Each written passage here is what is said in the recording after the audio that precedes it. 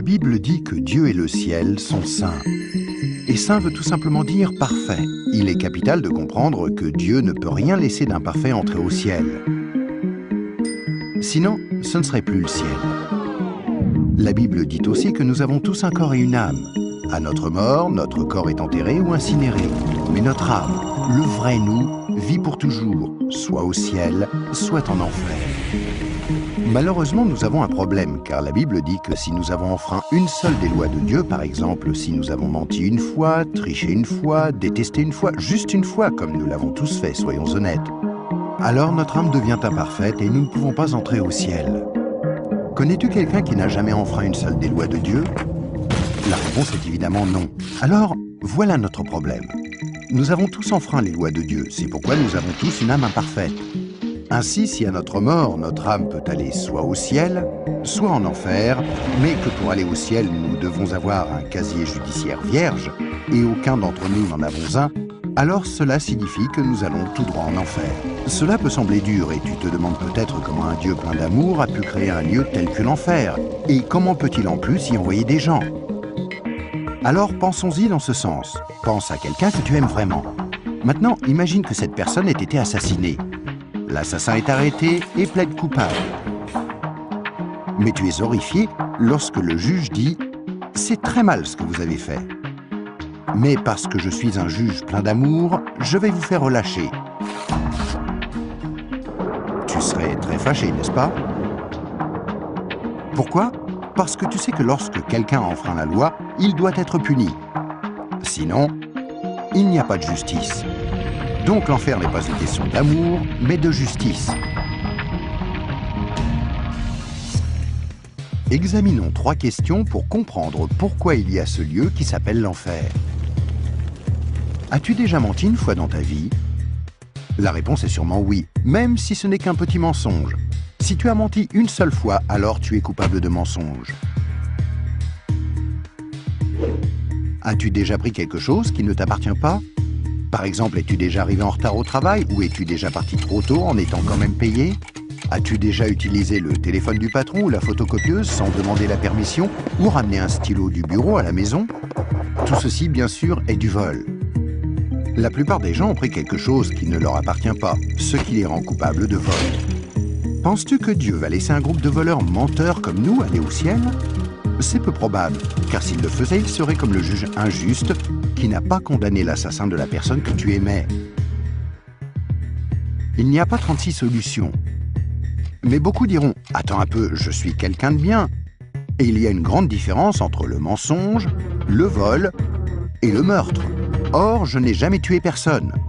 Mais ce qui est intéressant, c'est la façon dont Jésus a redéfini le mot meurtre. Il a dit « Si vous avez détesté quelqu'un dans votre cœur, vous l'avez tué dans votre cœur ». Alors, voici la dernière question. As-tu déjà détesté quelqu'un? La vérité, c'est que la plupart des gens ont déjà ressenti de la colère ou de la haine vis-à-vis des autres, ce qui, selon Dieu, nous rend coupables de meurtre. Voilà la mauvaise nouvelle. Afin qu'il y ait une justice, il faut qu'il y ait un endroit comme l'enfer. Mais voici la bonne nouvelle. Et c'est là que Jésus entre en jeu. Ce qui distingue Jésus du reste du monde, c'est qu'il est parfait. Contrairement à nous, il n'a enfreint aucune des lois de Dieu. C'est pourquoi il a un casier judiciaire vierge, une âme parfaite. Imagine la scène avant que Jésus ne vienne sur terre, il y a 2000 ans. Jésus a regardé dans l'avenir et t'a vu ici aujourd'hui. Il s'est tourné vers Dieu, son Père, et lui a demandé « Père, j'aime les gens de ce monde et je ne veux pas qu'ils aillent en enfer pour avoir enfreint tes lois. Existe-t-il un moyen pour qu'ils soient pardonnés ?» Dieu le Père a regardé son Fils et a dit « Jésus, il n'y a qu'un moyen. Tu devras aller sur terre, devenir un être humain et vivre une vie parfaite. Puis tu mourras d'une mort cruelle sur une croix pour prendre la punition que les gens du monde méritent pour avoir enfreint mes lois.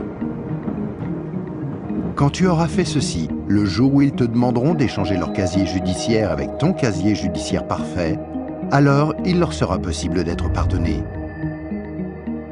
Jésus a accepté volontairement, et il y a 2000 ans, il est venu pour donner sa vie pour nous, pour payer le prix de toutes les lois de Dieu que nous avons enfreintes. Or, il n'y a pas de plus grand amour que lorsque quelqu'un donne sa vie pour nous. Mais il y a encore autre chose que nous devons faire pour être pardonnés. Il y a 3 événements principaux dans la vie de chacun. La naissance et la mort, mais nous n'avons aucun contrôle là-dessus. Mais il y a aussi le 3e, le jour où nous demandons à Jésus de nous pardonner, quand nous lui demandons de nous donner son casier judiciaire vierge. Il y a certaines idées reçues à ce sujet, mais dans la Bible, le principe du pardon de Dieu est clair. Nous ne sommes pas pardonnés en étant baptisés ou confirmés, ni même en priant occasionnellement, ou en allant à l'église, ou en croyant en Dieu ou en essayant d'être bons. Ce sont toutes de bonnes choses, mais aucune ne nous accorde le pardon. Jésus a dit qu'il y a 2 choses que nous devons faire pour être pardonnés. La première est que nous devons avoir la volonté de nous détourner de tout ce que nous savons être mal et demander pardon à Dieu. Remarquez le mot « volonté ». Il y a peut-être certaines choses que nous nous sentons incapables de renoncer par nos propres forces, telles que dépendance, mauvaises habitudes ou des obsessions. Mais là n'est pas le problème. Dieu nous aidera du moment que nous en avons la volonté et que nous voulons nous détourner de ces choses-là et demander pardon à Dieu. La deuxième chose que nous devons faire, c'est faire totalement confiance à Jésus. Si Dieu t'a créé, ainsi que l'univers tout entier, ne penses-tu pas qu'il mérite d'être la personne au centre de ta vie? Faire totalement confiance, c'est reconnaître que Jésus est ton sauveur et accepter de le suivre. Quand tu es né, c'est comme si Dieu avait ouvert un livre sur ta vie. Maintenant, garde en tête que Dieu voit tout ce que tu fais. Il connaît chaque attitude, chaque pensée, chaque motif et chaque action. À chaque fois que nous brisons juste une des lois de Dieu, c'est écrit dans ce livre. Tu imagines bien qu'à la fin de nos vies, il y a toute une bibliothèque de livres contre nous.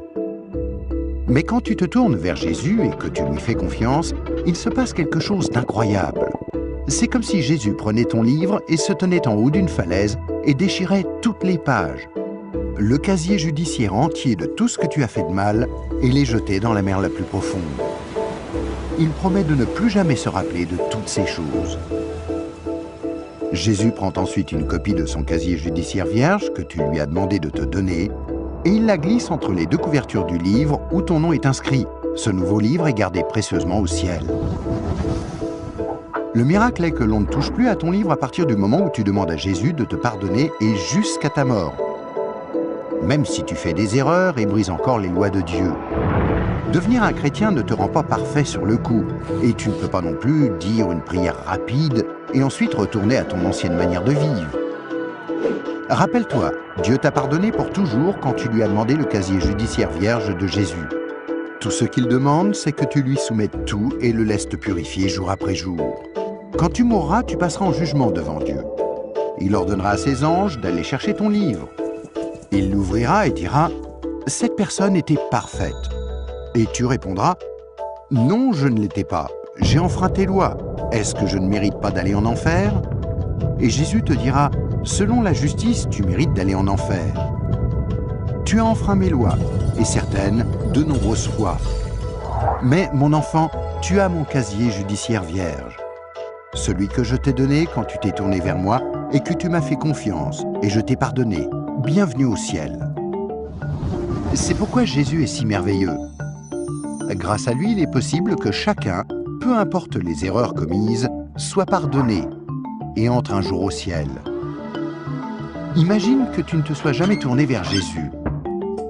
Pense à ce qui pourrait t'arriver.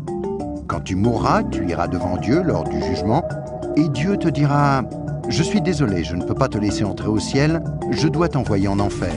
Tu ne m'as jamais demandé de te pardonner. Je t'aimais tellement que j'ai tenté par 6 façons différentes d'attirer ton attention.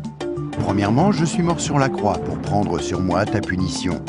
Deuxièmement, quelqu'un t'a expliqué d'une manière simple que tu pouvais être pardonné. Troisièmement, il y avait des églises à travers le monde.